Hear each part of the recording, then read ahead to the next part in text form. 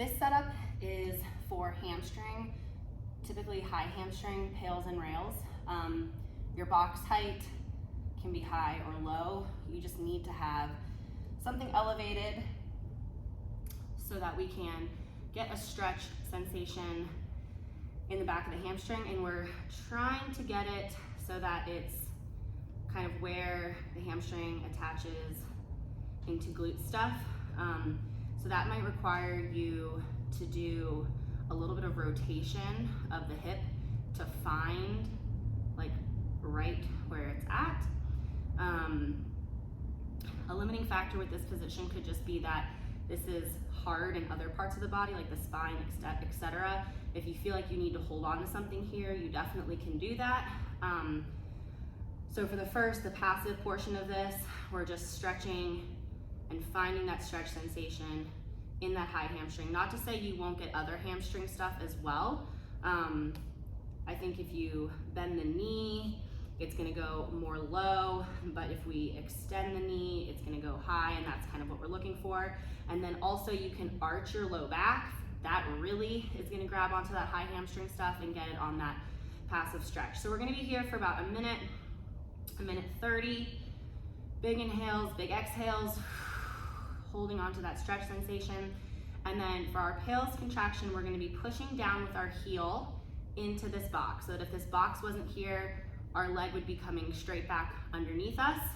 So we're basically kind of like karate chopping our heel into the box.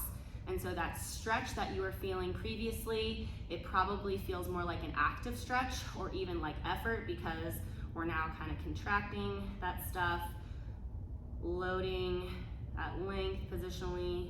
You can even explore a little bit of rotation here by turning over the femur, but you don't want a lot of play in the pelvis or the spine, so it's got to kind of strictly stay in that hamstring.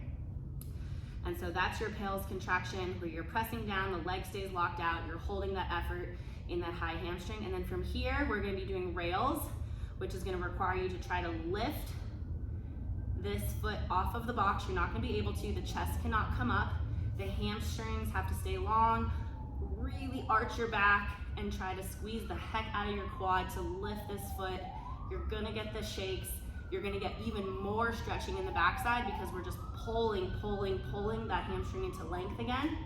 And then gently relax out of here and do a couple of just capsular hip cars on the box. You can explore different levels of knee flexion.